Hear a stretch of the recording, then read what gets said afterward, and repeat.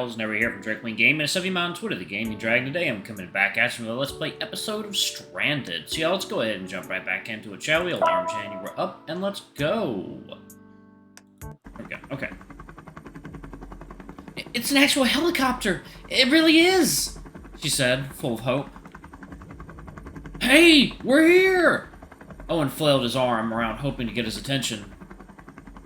Not good. Need to make a signal quickly. Grab any dry wood you can find. We'll make a fire here, he said in a rushed tone. The rest of us frantically searched for any dry woods and leaves that would help start the fire. Kim grunted frustratedly as he struggled to start a fire. Time is passing by quickly. The helicopter might not notice us if this goes on. What should we do? What should we do? You're taking too long. Stand aside. Oh dear. While giving some room for the fox to do something, Terry made a composed stride toward Lucy. He stopped before her and looked deep into her eyes. Actually, I'm going to music a bit. Okay. The music in this is so loud. It's at 4%. He stopped before her and looked deep into her eyes. The rabbit gulped, held in place by the fox's mesmerizing gaze. A faint tint of red was forming on her cheeks. Terry, what are you... Shut it, the fox whispered rather aggressively, his warm breath leaving his maw quickly and washing over Lucy's face. The rabbit could only gulp and close her eyes, feeling nothing but the heat radiating off from the looming figure and that of her flustered cheeks. Oh, that was my alarm, sorry. Her heart thumped as she felt his face inching closer to hers. His breath caressed her face with warmth. And then Terry took off her glasses in one fell swoop, leaving her confused. Eh? Terry didn't even blink or even acknowledge his prior actions. He turned toward Kim's direction in almost methodical and calculated fashion. The fox walked up beside him and squatted down over the leaves with Lucy's glasses in hand. Terry tilted Lucy's glasses and adjusted one of the lenses over the pile of sticks and leaves, using it as a magnifying glass to concentrate the sunlight into a concentrated dot. A faint wisp of smoke rose from the pile of leaves, before quickly turning into a blaze as Terry blew out of the embers. In less than a minute, a thick column of smoke was rising into the sky above. Oh, it worked! Yay! You don't sound okay. I feel like I just lost something. My confused maiden heart. I'm sure anyone would feel miserable after mistranslating that scene. If y'all are done standing around, then think of something else to get that helicopter's attention, he said coolly while minding the flames. Kim froze at the amount of calm and quick thinking Terry had over him in a situation like this. It happened so quickly he didn't even know how to take it all in. That he didn't know how to take it all in properly. You're freezing up now? I guess all that talk about the leader stuff means nothing then. Terry spoke, noticing Kim's silent gaze. Right, we need to make an SOS sign on the sand. Big enough so that the helicopter could see it from high up there. Barrow and Lucy, help me out on this, he said, instructing Barrow and Lucy to help in the effort. Barrow gets up with a groan and joins the group to gather whatever they can. Soon a crude SOS was spelled out in the open, composed mostly of sticks. Lucy arranged fist-sized rocks and some palm leaves around the message to draw more attention to it. It's like,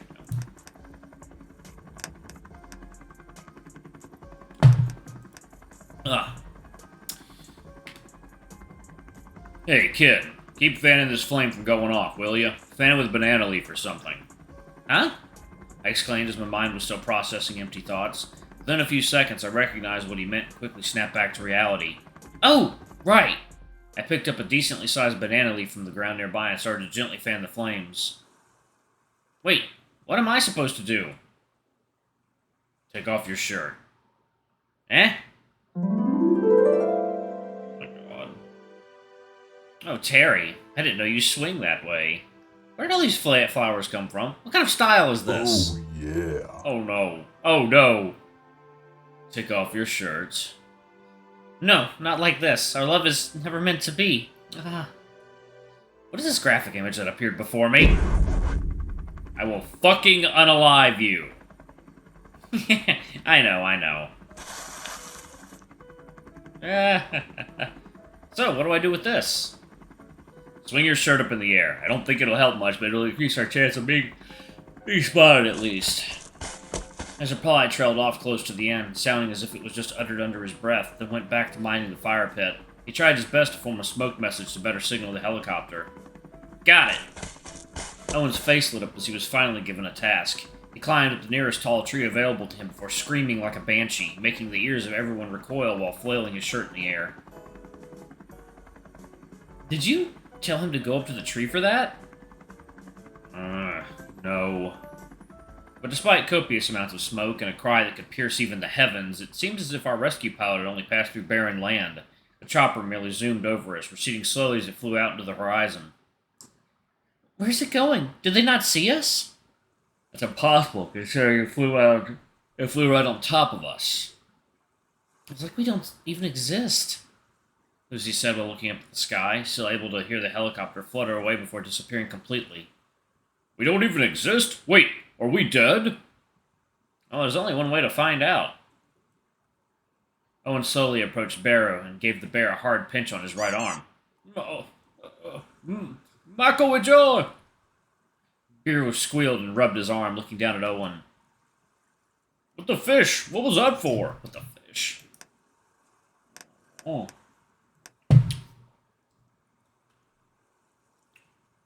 Able to process anger and act annoyed from a simple stimulus? I'm no genius, but the specimen is definitely alert and definitely not dead at all. Barrow looked at Owen in annoyance. His crybaby expression turned sour as a sudden dreadful realization settles in his mind. So, there's no one going to save us? The dreadful silence befell the group once again. No one's coming for us. We're trapped here. Just like yesterday, the lights in our eyes were gone as the feeling of despair sets in. Everyone begins to lose their grasp of hope, one by one like an unstoppable line of falling dominoes. Even with what little hope we had left, we held on to it, but in the end we couldn't escape this dreadful reality, the reality that we might never be able to return home ever. Dear God, is there no hope left for us? Come on, guys, keep your spirit up. And just like yesterday, during our dark moment, Kim would shine the brightest of us all. There's no telling what happened just now. We can't just give up now. But even that helicopter... Don't worry about it. Who knows if they might try to bring more back up once they're back. Until then, let's do our best to survive together. I sure hope it was. I'd definitely go crazy if I were to be stuck on this island with you guys any longer. I think you already are. Should I be even more then? No! I smiled as the group began to regain its hope once more. Kim was right. There's no telling what the future might hold for us. So fight. We'll fight for our survival and get ourselves home from this island. By the time all of us had just about finished taking a short breath after our attempts at signaling the helicopter, the sun was already beginning to set. Its familiar orange glow setting its warmth upon us as the night slowly overtook the light. We decided it was time to return back to our campsite since there's no longer a point to stay here. Barrow, Lucy, and Owen already went back ahead of us, leaving Terry, Kim, and I behind, leaving us plenty of room to talk. Terry, may I have a word with you? I said this just as his back turned to face us. His ear twitched, my words reaching him and making his head swivel to face me. What? Be quick about it. The fox's tone sounded perplexed and pensive.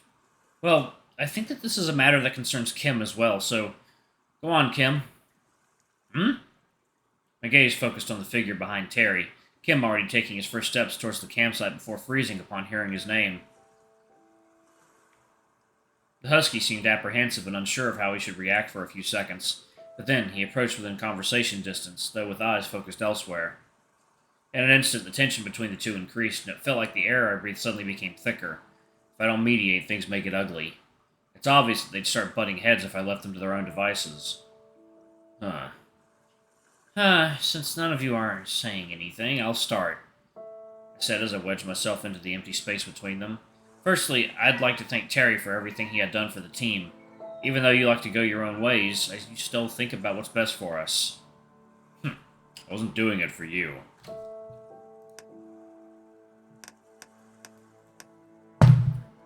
I think Terry's probably got a heart of gold. Terry said evasively, with his attention focused elsewhere. Still, if you didn't build that campfire, everyone would have been stuck in the dark, and how can anyone forget how fast it took you to ignite the campfire for that helicopter? Terry's ear twitched slightly, and I noticed what somehow a genuine smile formed on his face before he shrugged it off of existence. Or it could be just my imagination. And? And I doubt you came here just to compliment me. If there was, there's no need for Mr. Blue Cheese to be here. Terry, with a tinge of irritation at the end of his reply, while shuffling slightly from where he stood. Both of them had an intense stare down as none of them said a word. Kim, I understand that Terry has been less agreeable. Well, a lot of times, actually. Oi, still here, you know. My point is, you simply cannot overlook his efforts. We're still here because we have each other. All of us. I said, batting an eye on both of them. Kim doesn't say a word, but he nods his head a few times in agreement with me. And Terry, don't you have anything to say to Kim? Why would I waste my... It's not a waste of time. I already told you, we're still here because we have each other. All of us, we did our best to help out what we're lacking.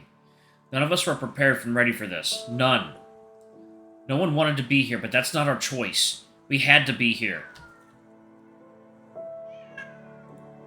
We had to be here. We had to work together because we don't have a choice. If it wasn't for Kim, That's enough. But... I know what you're going to say. You don't have to tell me that. I would have been blind if I didn't notice it myself, so I'm going to say it once. Terry starts to close in on Kim, finally facing him properly.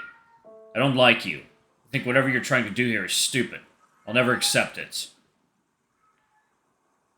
But they need you. I hate your guts. It annoys me, but I acknowledge that you hold the most important role of the team. Whatever you're doing, it gives them hope. The team needs you as the leader. They can't survive without you around, so don't let their hope be in vain. I'll do my best. I still hate you, though. Yeah, I think I heard that already. Husky chuckled as he extended his arm towards Terry for a shake. I'm not sure what's happening, but I guess it worked out. I'm not shaking those filthy hands of yours. It stinks. Or not. I don't think I smell too bad. Now that you mention it, the stench does waft inland occasionally, and I think I know where it came from. Alright, I'm gonna go ahead and pause it right there. Thank y'all so much for watching. Don't forget to like, comment, subscribe, ring that notification bell, and check out our Patreon or YouTube memberships if you can. It always helps. But anyway, I love you all, and I'll see y'all in the next video. Bye-bye!